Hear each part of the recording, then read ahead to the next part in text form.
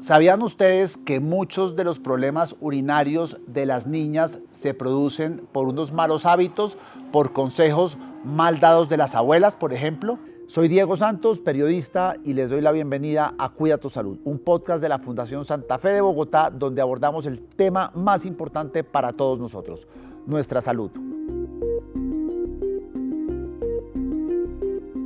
En este capítulo hablaremos de enfermedades urinarias y genitales, muchas de las cuales se pueden prevenir con unos buenos hábitos. Para hablar de urología pediátrica nos encontramos con la doctora Cristina Domínguez, quien es uróloga pediatra de la Fundación Santa Fe de Bogotá. Doctora Domínguez, bienvenida a Cuida tu Salud. Muchas gracias por este tiempo y este espacio. Bueno, muy bien. Primero que todo, yo sí tengo que hacer una pregunta. ¿Qué es uróloga pediatra? ¿Qué es lo que hacen ustedes? Entonces, primero que todo somos urólogos, ¿sí? Trabajamos toda la parte del sistema urinario y los genitales masculinos y femeninos. Y ya me enfoco solamente en los niños, desde la gestación, ¿sí? Porque comienzan con algunos problemas desde este momento hasta los 18 años de edad. Cuando dice niños, ¿es niños varones o niños Ambos. y niñas? Ambos. Niños y niñas. Es que ahora decimos niños y niñas. Niños y niñas. Muy bien. Bueno, ¿cuáles son las anomalías urológicas más comunes de los niños? Entonces, en urología pediátrica, la mayoría de todas estas anomalías son todavía causas congénitas, anomalías congénitas. Y a estas se van añadiendo las anomalías o los hábitos adquiridos, todo lo que puede ser por no orinar bien. Como cualquier otra patología, todo depende de la edad del paciente, entonces todas van a tener diferentes épocas de la vida. Si hablamos de los lactantes, ¿sí? Varones, la consulta más frecuente es que el testículo no se encuentra en la bolsa escrotal, ¿sí? Esto se llama criptorquidia. También tenemos hidroceles, que es agua alrededor del testículo, da una comunicación entre la cavidad abdominal y el escroto.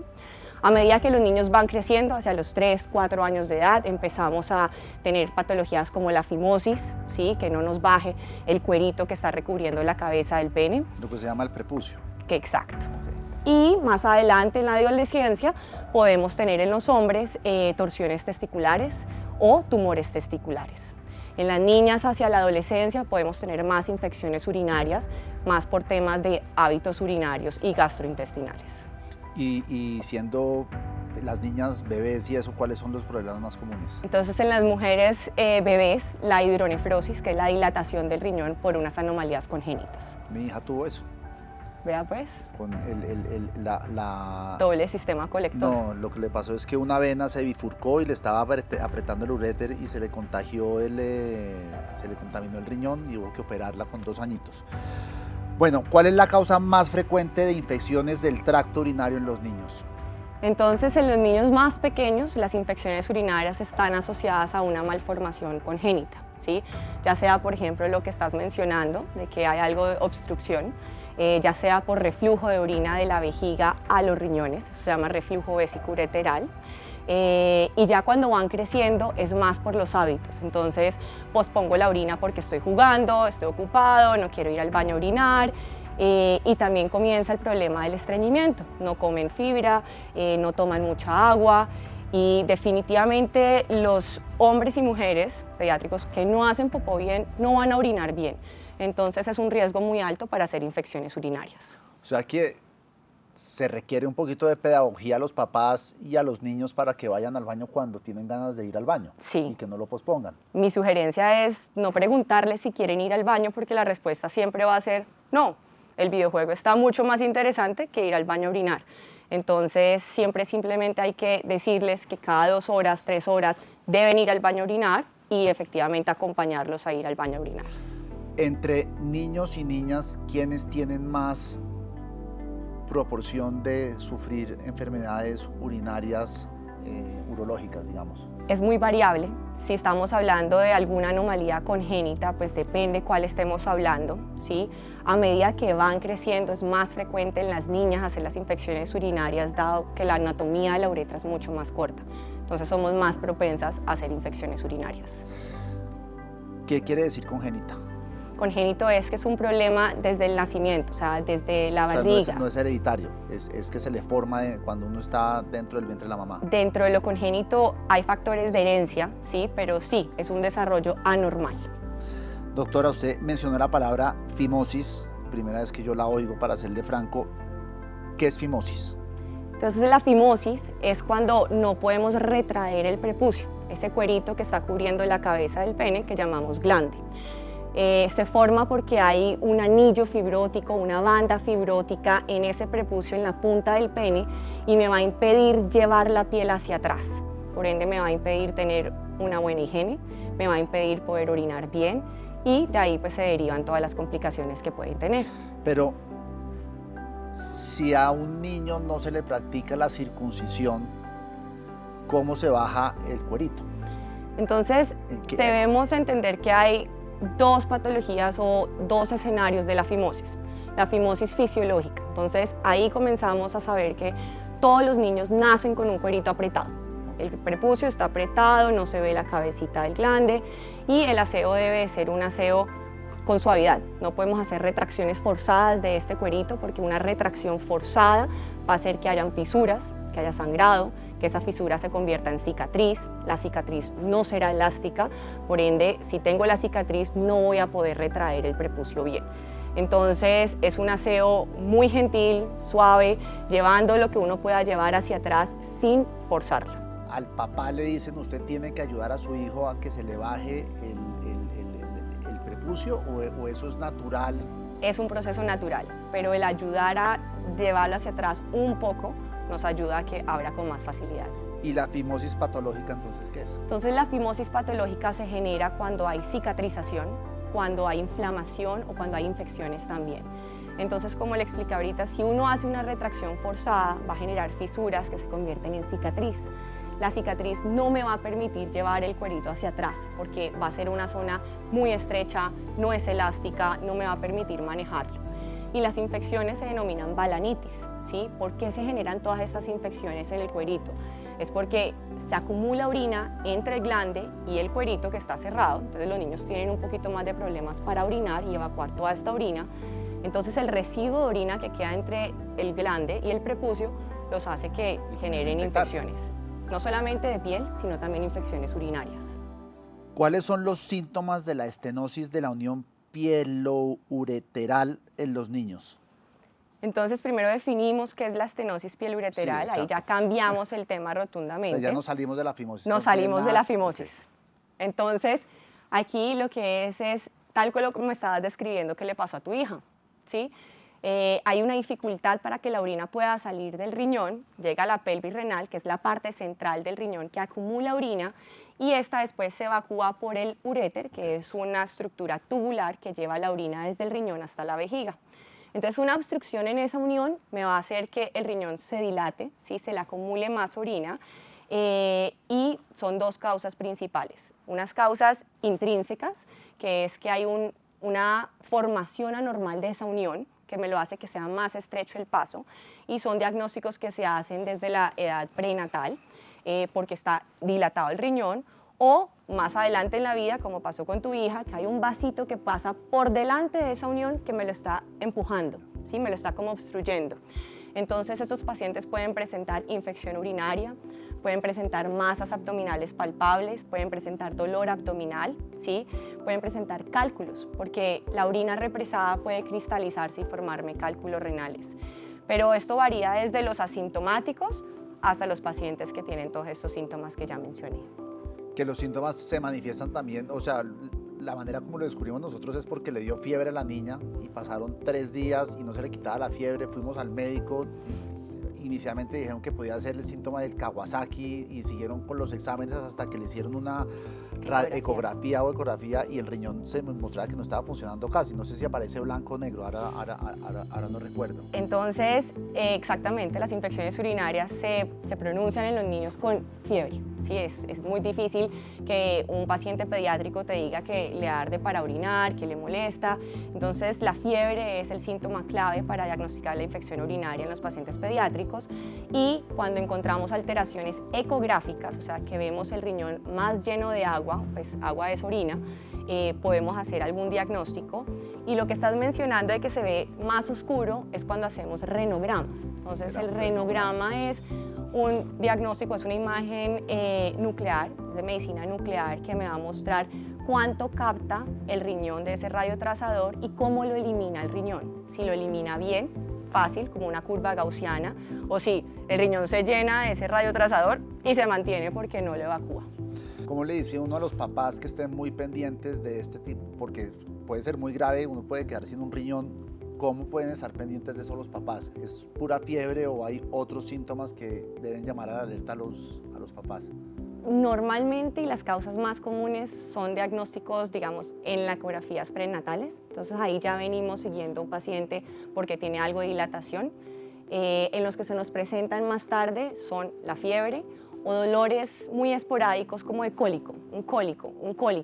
Cuando uno hace las imágenes, pues se encuentra con que el riñón está dilatado. Continuemos. ¿Qué es la criptorquidia? Entonces, la criptorquidia, otra palabra más fácil, testículo no descendido. Bueno, se puede llamar así. Exacto. Okay. Entonces, los testículos debemos entender que se forman en la cavidad abdominal y bien arriba. Y durante la gestación hace todo su descenso hasta llegar a la bolsa escrotal y este descenso se logra antes del nacimiento, ¿sí? Algunos niños nacen sin el testículo estar en la posición normal, que es el escroto, pero les podemos dar un tiempo de espera para un descenso espontáneo. Pero ese tiempo de espera es muy puntual. Entre los 3 y los 6 meses de edad, los niños hacen un aumento de la testosterona, se llama una mini pubertad del recién nacido, y es esta hormona la que me ayuda a terminar de empujar el testículo a su bolsa escrotal. Si el testículo definitivamente después de este tiempo no logró llegar a la bolsa escrotal, sí debemos tratarlo quirúrgicamente. Entonces ahí, digamos que el algoritmo... Todo lo que tiene que ver con esa región es de bisturí. Cirugía. A veces, sí, la mayoría. Bueno, continúe, perdón. Entonces, cuando ese testículo no llega a la bolsa escrotal, son dos escenarios. O yo lo puedo palpar en el canal inguinal, en el examen físico, y puedo hacer una incisión inguinal, liberar el testículo de todo lo que no dejó que el testículo llegara al escroto, otra incisión escrotal y fijarlo ahí en su posición normal. Y cuando no se palpa en el examen físico, pues debe hacerse un abordaje laparoscópico porque ese testículo está mucho más arriba en cavidad abdominal. Es importante llevarlos a tiempo al escroto para que puedan tener un desarrollo normal. Si no logran un desarrollo normal, están asociados a infertilidad, están asociados a un riesgo más elevado de cáncer testicular, ¿sí? Pueden haber otras causas como hernias inguinales o torsiones testiculares si el testículo no está en su posición normal. Bueno, ¿cuál es la causa más común de la torsión testicular en los niños y cuál es el tratamiento recomendado? Entonces la torsión testicular puede ocurrirnos... No, torsión testicular. Torsión, ¿qué significa torsión? Tuerce el testículo, literal. Puede ocurrir a cualquier edad, mucho más común en la edad perinatal porque el testículo está descendiendo, no tiene buena fijación y puede torcerse, o en la adolescencia.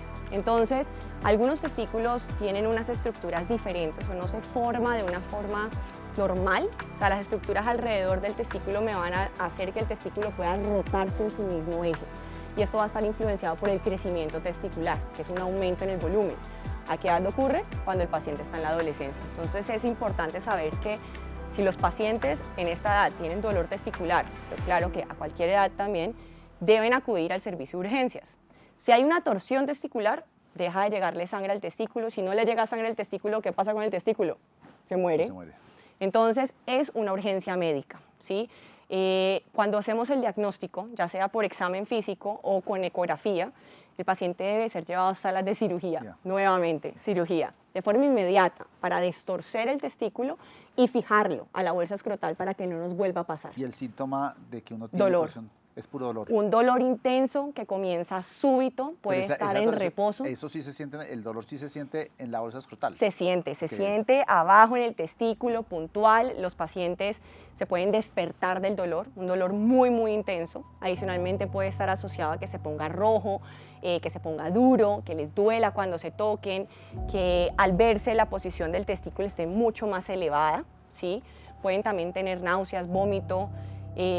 Algunos pacientes tienen un dolor más suave y es por eso que les digo a todos los pacientes que si tienen un dolor en el testículo, deben acudir a urgencias. ¿Esto se puede producir, por ejemplo, por un golpe? No. ¿Un balonazo o algo?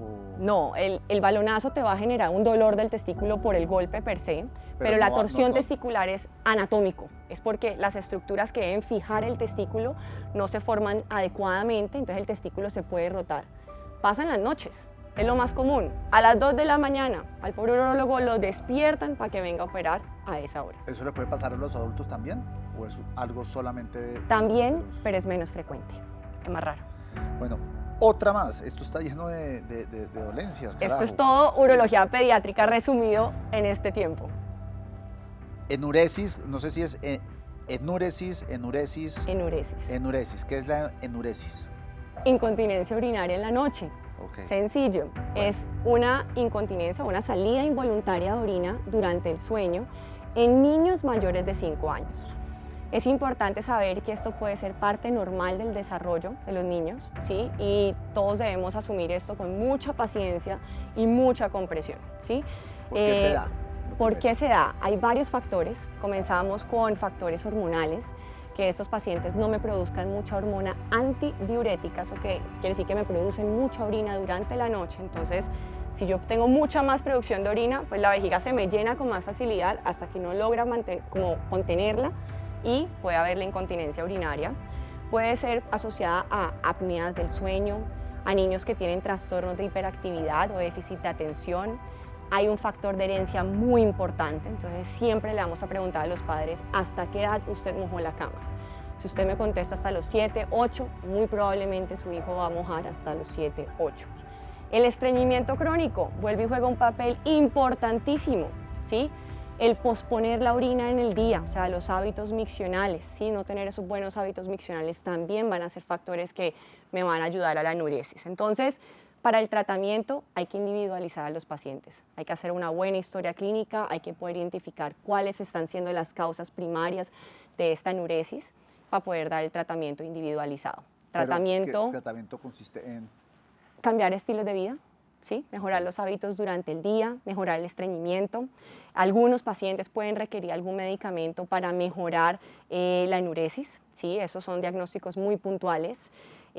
Algunos también los tratamos con alarmas de humedad, eso quiere decir que hay una alarma que suena apenas el colchón está mojado, entonces despierta al niño, porque también hay parte de inmadurez neurológica, entonces todavía hay parte de inmadurez de ese sistema urinario, decirle al niño, está dormido, no se vaya a orinar, pero a eso hay que darle tiempo.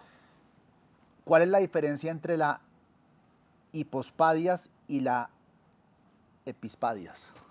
Entonces, aquí hablamos de todas las patologías de urología pediátrica. Con tanta terminología médica, que además es muy difícil de pronunciar, debo decir. Para la próxima me avisa y traigo el libro de urología pediátrica. Entonces, hipospadias significa que hay una formación incompleta de la uretra.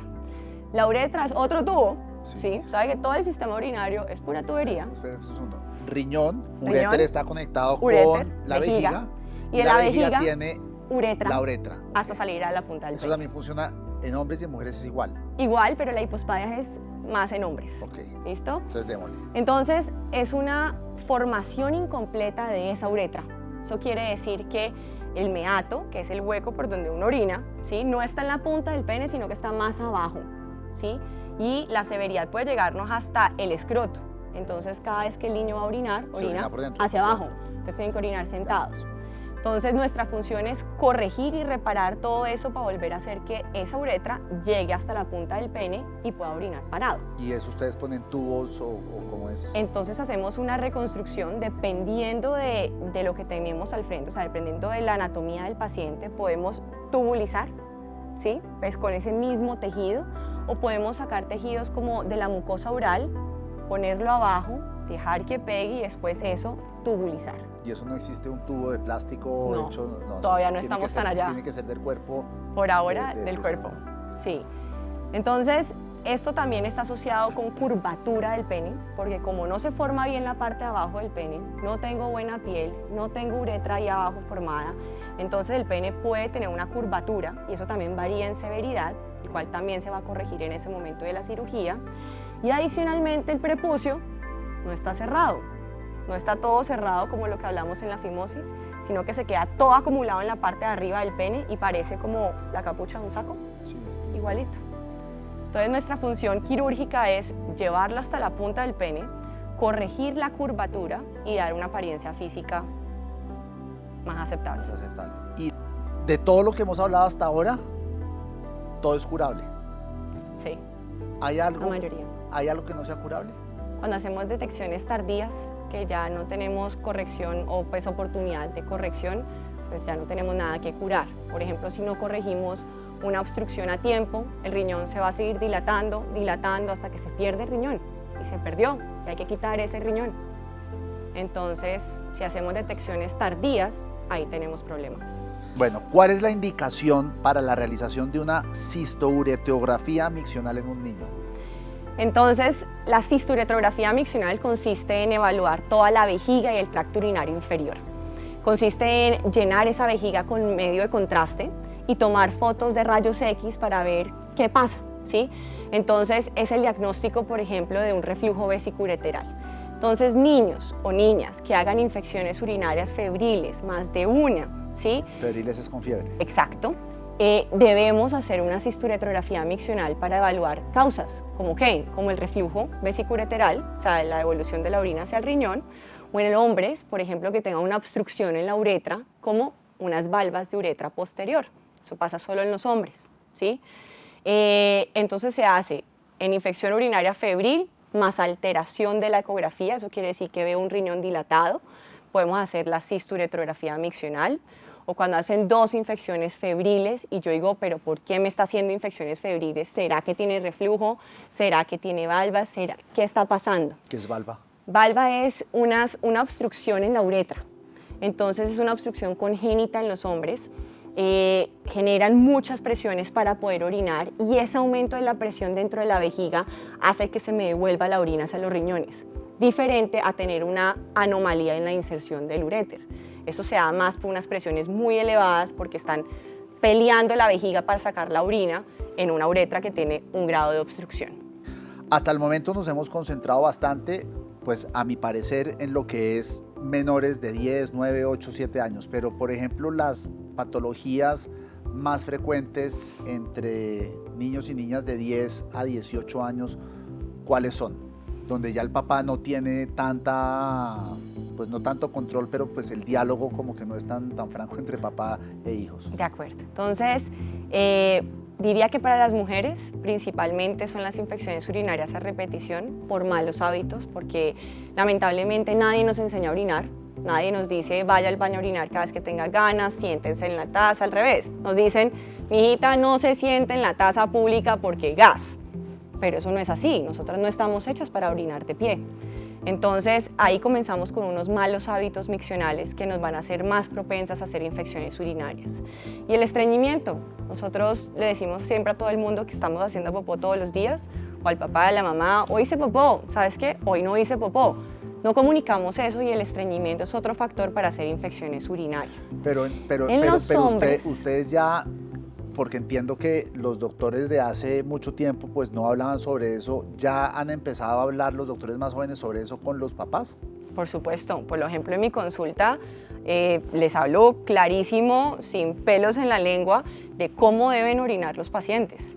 Y les digo de frente, a nosotros nadie nos enseña. Nadie nos enseña, sí, a las niñas. ¿Para los niños también hay algo de recomendaciones? Para los niños, pues también lo mismo, evitar el estreñimiento, es un factor muy importante.